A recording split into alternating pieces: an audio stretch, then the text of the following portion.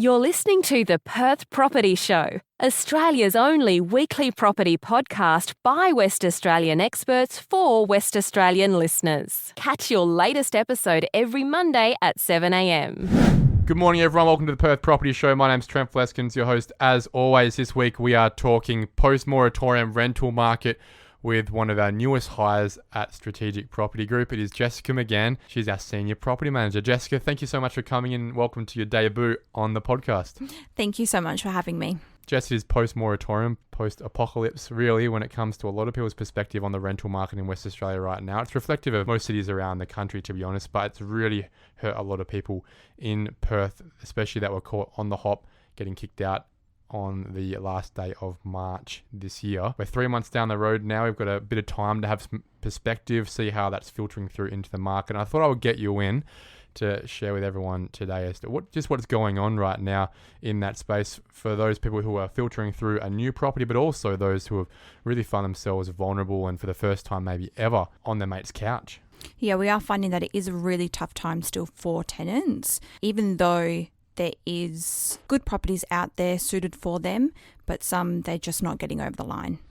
Are you finding that we've got a lot more applicants in general? Is it making your work a lot harder to sift through all of those applications? Are there a lot of great applications coming through, or is it just a really big volume of people who are probably on the vulnerable side generally? You've only still got a couple of the good ones at any one point in time. We're finding that we are having a lot of applications come through, but they are maybe not as high quality as we're wanting. So it is quite a process to sift through them and find the good ones, the quality ones, and the ones that we know are going to make great tenants. You only need one, right? We're only looking for one. There's one Just winner. one. Yeah, Just that's one right. would be good. And how's it going on the price side that we're finding at the moment? So we're finding that prices are at a higher point at the moment, and we are finding that a lot of people are coming in at just above the asking price to ensure that they do secure the property. What we've found over the last maybe 9 months here at Strategic is that if we overprice a property, we're actually not getting that many applicants. But when we're putting it at market price, we're getting a huge amount of competition above that market price. Are we still finding that? Yeah, I think that is a really effective way to market your property, is putting it at the right price for the area. And we're then seeing a lot more tenants come through and applying, even if it's $10 more, $20 more, but it's also giving us a larger tenant pool. Now, the stats came through from REWA last week saying that we've just hit $425 a week as a median on the rental space. That's up from $350 a year ago, where it was languishing for quite a while. But something I'll note there is it's still sitting well below that high of $475 a week, which was only still in 2019. So whilst people are starting to feel the pinch, we're $75 up on last year on year. We're still $50 a week lower than where it was 2 years ago. Yeah, I am having those conversations with owners still saying that they're struggling. The COVID period has really damaged some of their pockets, and it's just getting it back up to where they feel comfortable, and they want to do some upgrades and things to their properties, but it is still that slightly lower bottom line. Talk to us about the vacancy rate. Our vacancy rate is currently 0.9%, which has come down dramatically. We are actually at a record low, whereas only a couple of years ago we were at 7.5%. So the market is looking very different to what it was only 3 years ago. Look, 3 years ago, you were crashing around as a property manager, working twice as hard trying to get a rental filled, right? What was the difference? What was the feel back then 3 years ago in, say, 2018 compared to now? How's your work changed? Yeah, so I do remember when we would go to home opens and we'd be struggling to get people to show up. So you'd turn up, you'd open the house, you'd welcome people in, but there would be no one there. Whereas now we're seeing 15 plus applications coming through at times, ready to move in straight away. Do you see this vacancy rate sticking around at 0.9% or at least around that 1% mark, which is well below that natural 3 to 4% level? Are we going to have this for quite a while? I feel like it's here to stay for a while, especially considering there isn't a lot on the market at the moment, but we will see more owners coming into the market, purchasing properties for investments. I do think that's on the rise. So another cool data point is that we're down to about 2,800 properties for lease at the moment, which I'm pretty sure is down from about 4,000 last year, if I'm right there, Jess. What does that mean for the availability of options for people out there? They're not all going to be family homes, are they? No, that's right. So they may be forced into going down to a different option, whether that be an apartment or, a smaller house, and fitting a larger family into a smaller home because of the rent prices that have gone up so much. Some people can't afford to live in that big 5-bedroom, 2-bathroom home anymore. So we're finding that people are going into smaller properties, and also if they have pets, we've found quite a few people have actually had to rehome their pets. Wow. So that's massive right now. I would have thought that a lot of the applicants you're getting, pretty good quality tenants all in all, good references, but because they're just always getting beaten out by that one person without a pet, having to make some tough decisions. Yeah, that's it. And I know there's been some recent discussions with Demers actually in regards to whether they're going to pass pets being allowed to be at properties, and basically the owners won't be able to deny someone because if they have a pet. So no discrimination based on pets. But I mean, that doesn't sound fair to me. As a landlord, we all know that pets damage our properties a lot quicker than humans do. That's it. And you really want to make sure that they have great references when they have a pet. Talking about landlords, every week we obviously get a lot of inquiries about new landlords looking to work with us as a property management business.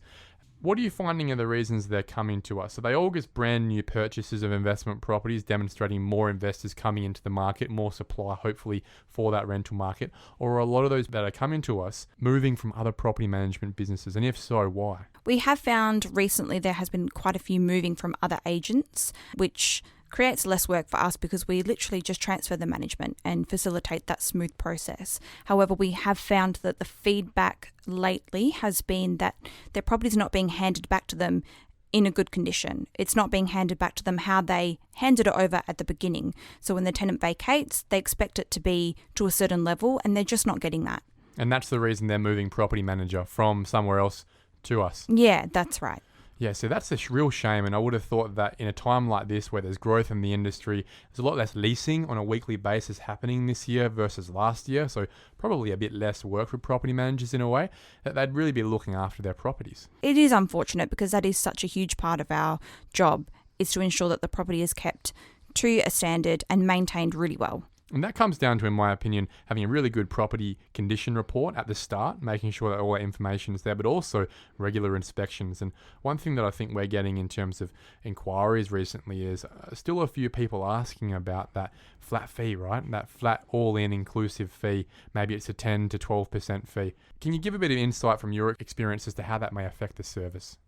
I feel as though when you have a flat fee, you may not be getting that high-end service that you're really looking for. And maybe the consequence of that is that your property isn't being maintained to the way that you would expect it to be maintained to. And you may not be getting that communication that you are really looking for. At the end of the day, it's a business, right? So if you're incentivizing your property manager by paying them a nominal fee to do that inspection, they're probably looking to do it more often than they need to, right? But that's keeping the place as clean and tidy as possible because the tenants are always on their toes. When they're not doing that, when there's an all-inclusive fee, they're not incentivized to come often at all. The tenants get lazy. And unfortunately, what happens is as a landlord, you're putting your head in the sand for as long as possible. You finally get 3-4 years down the track when the tenant wants to leave because they're moving on. And geez, we've got $3,000-4,000 worth of damage here because no one was really keeping track of what was going on. It all seems to be saving your money up front, but on the back end, bam, we need brand new carpets, we need the walls painted, the air conditioner hasn't been working for a while, the shower's been leaking and now there's problems in the walls. All that stuff sort of builds up, right? Yeah, that's it. And it's really about quality over quantity in our business.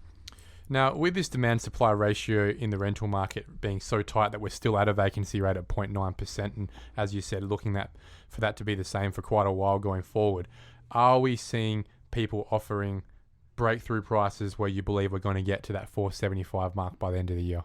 I think it is really suburb dependent at the moment. So we are seeing that the higher end is definitely coming from the more valued suburbs.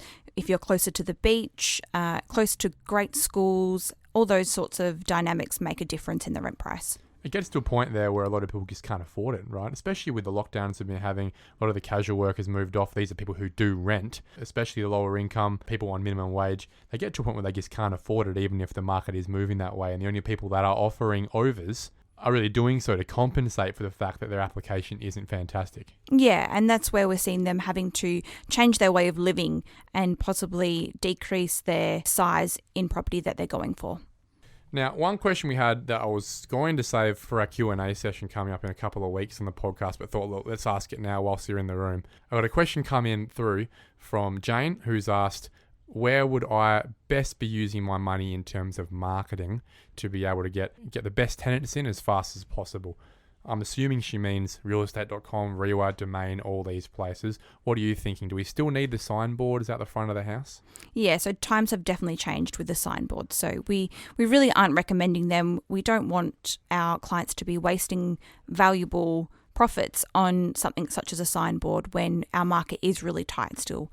So we do advertise on realestate.com.au because that has about 94% of the traffic. So it is a really high traffic site. Tenants just love that over anything else because of how simple and easy it is. Everything's well laid out and the inquiries come direct to us. But other great websites are Rewa, and being a Rewa member, we do like to use that as well. Is it worth upgrading up to the Premier status, or in a market like this, is it really necessary? No, not so much. I think that's where you can also save your valuable funds on having a great photographer that does amazing photos, but that really stands out without having to spend the extra money on making it a Premier advertisement. It only needs to be a highlight so everyone can see. Look, I'm really on the same page with you. Those agents, those property managers who are suggesting signboards, really, I think they're just advertising themselves. 95% of a signboard is just their company logo and their branding and maybe their face, right? It's not actually talking about what you're getting in the lease. As well as that, those companies who are putting in drone photos, for example, in a lease, unless this is a really luxury property, we don't need to be selling the location. People already know the location. They need to be sold the lifestyle inside in terms of the amenities, right? And those photos can be used as well as part of the property condition report. Yeah, and that's it. You want to really sell the property and you don't want to be spending all this money on a signboard that, yes, people are going to drive past and see it, but at the end of the day, that's not going to get you the application through the door. Having a really well-presented advertisement with really informative text will get that tenant through to the inquiry stage and then through the property. Now, if I can pull it back to how things are going in the market right now, some commentary that's been coming out on the sales side is that the market's been taking a little bit of a breather, in that in June, we only had a 0.2% rise for the month. And again, take that into perspective, we've had 7% of a rise on the sales side over the last 6 months. So going into that winter period, you expect things to slow down a little bit on the sales side. I'm not expecting to hear that on the rental side, just given how tight that vacancy rate is. Got any examples, Jess, of the last couple of weeks at work of how you've been going on the letting side, median house price, median rental sort of area? What can you give us there, just as a bit of a story? Tell us a story, Jess. Yeah, so we've got this beautiful property in Heathridge and that's recently come to market. And we've had a really high amount of interest on that property even prior to the first home open. Unfortunately, as we have gone into a snap lockdown, that did affect our first home open going ahead. But we have still had a huge amount of interest and really quality applicants coming through, applying at $50 more than the asking price. Wow. So we haven't even had a home open yet. And we've had applicants coming through $50 above the home. And there you go. So that just demonstrates that rental market is still nuts. So how long do you want to wait as a landlord if you've got a good applicant and you haven't even had a home open yet before you're choosing these applicants? So you're finding that these guys are moving quick and we're spending a week or two sifting through them and getting back and they've said, look, sorry, I've been picked with another place? The high quality tenants are going to be snapped up really quickly. So you do want to act on those applications fast to ensure that you're going to secure that amazing applicant for that property. With regards to lease terms, you used to see a lot of 6 to 12 months going on out there. Are we still seeing 6-month leases, 12 months? Are we seeing people out putting applications in for 2-3 years now? We are. We're starting to get people that want to apply for 12 to 24 months because they want to secure it in at that rent price. I feel that tenants are quite nervous that the market is still going to rise and that they really want to secure it in at that agreed price. Now, that's all well and good that we can give them a 2-year lease. That helps us as a landlord in terms of securing that, not having to pay letting fees in 12 months. But how do we protect ourselves to make sure that whilst we're giving them access to this property for 24 months, we're not freezing the rental price? So we need to have clear conversations with the tenants when they sign on and just say to them that, being that the market is ever changing at the moment, that we are going to include a rent review into their lease agreement. So that's the clause in the agreement. That's it. Just being really open and honest with them so that they're aware of what's happening. Is there a cap we have to provide there, or can it just be open slather? We sign them up at 520 and then, on the second year we make it 700. That can't happen, can it? It can't. So we do need to make sure that it is a fair increase, whether that be to market value, and during that time we have a look and see what the market's doing, or we agree to a fixed price of $10 to $20 per week. Okay, so that makes a lot of sense. If we're all going into it with our eyes open, we understand what's going on. I really think that those guys who have signed on to 2 to 3 year leases in the last year or so, just before things really have started to move, are the smart ones, especially if they're able to negotiate not having a rent review period over that time. They're currently living quite thrifty, really. Yeah, that's it. And I think because our market changed so fast, no one expected what was going to happen. So we do have a lot of tenants that are seeing that their rents are increasing, even if they have been in the property for a couple of years. So it is a bit of a shock to the system for them. However, our landlords have really had it tough for the last few years. Final piece of advice to both our landlord clients out there who are listening today, but also those people who are just out with their own property managers getting on. Do you have any advice for them moving into the next phase of the cycle as to how they're going to be looking to maximize their rental returns, right? Is it about getting the old tenants out and getting new ones in? And is it about keeping them and just negotiating the best price? Is it about renovating their property? What is it that's going to give them the best return, the best yield on what is a property that is growing in value as well? I think it's really about looking at your quality of tenancy. So if they're not willing to pay that increased rate when they have had it so good for the last few years, then it may be time for you to move on. Remarket the property, have a look, see if you need to do any upgrades or repainting, those sorts of things that are going to push you over the line to get that $20 extra, $30 extra per week. Anything for our landlords is going to help them along the way. That's really good advice. Last piece of advice I will give, which is one we've had from Carlo Bordi a couple of weeks ago, is that if you're going to spend too long in between tenants, renovating, not having it on the market, then the interest payments on your property and all the expenses along the way don't actually become tax deductible for you. So a little bit of advice I would give is, even if you're going to be renovating the property, get that property on the market at least, have it there rented out so the tax office can see it's available for rent. Not to say that you secure a tenant at that point in time, but at least your expenses will still be deductible in that time frame, and then you can choose to move on an applicant when it suits you. Jess McGann, our Senior Property Manager at Strategic Property Management. Well done on your debut on the podcast. It will be the first of many. Looking forward to having you in again in the next few months, giving us another update on the market. Thanks so much. Thank you for listening to another episode of the Perth Property Show. If you've only just joined the conversation, you can catch up by heading over to our website, perthpropertyshow.com.au, subscribing to the podcast, or joining our Facebook page. Don't forget to tune in next Monday at 7 a.m. for more expert insights, local analysis, and suburb spotlights. Happy hunting!